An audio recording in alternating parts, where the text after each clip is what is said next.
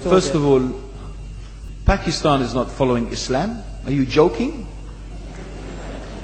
I'm saying not Pakistan, we have 90% Muslim. Muslim means follow Islam. But Muslim, what Muslim? What Muslim? I remember 15 years ago, it's not today and I heard it's worse. 15 years ago I remember going to a wedding in Pakistan. A wedding where men and women were mixing freely. Where the bride was dancing on the stage with all the male members of the family dancing on the stage.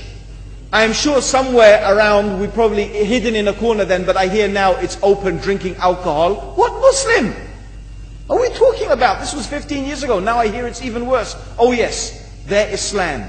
When the bride and the groom are walking to the car, they're holding the Quran over their head for blessing. That Islam? That's not Islam. What Islam is that? That's exactly the thing I'm talking about. That's why Muslims are in such a mess. Because of this nonsense, this hypocrisy, actually they are insulting the Quran by doing that.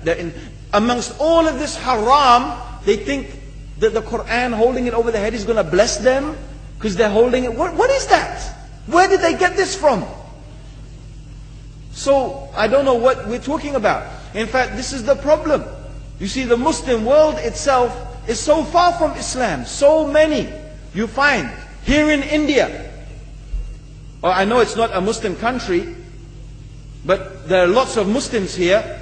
But I don't know what sort of Muslim. Most of them go to the dargah and they call upon some dead person in the grave, and they think that by talking to a dead person they're going to have their needs fulfilled.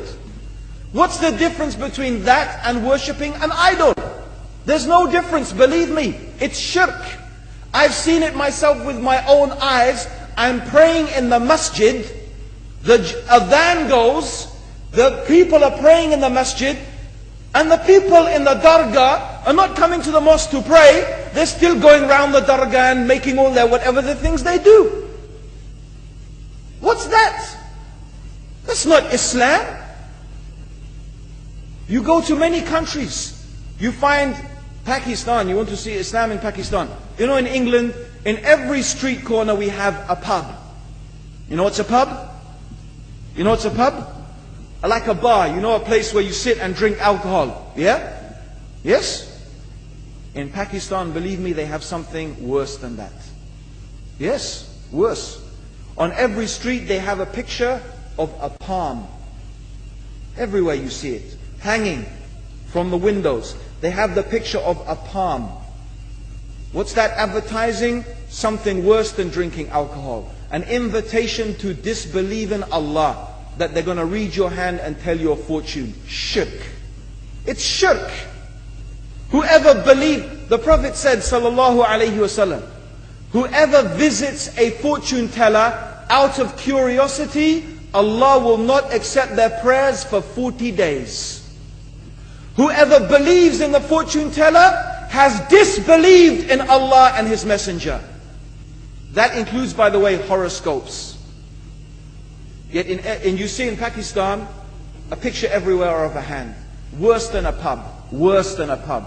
It is better to drink alcohol than make shirk with Allah. Yes. So this is the Muslim countries. You will not find one except they are not doing magic and shirk and kufr, or except maybe one or two you will find. So this is the state of the Muslims. So no wonder we're in the confusion and the chaos. So these are not good examples. And this is really, in fact, the very reason that I'm saying why we are in such a big mess.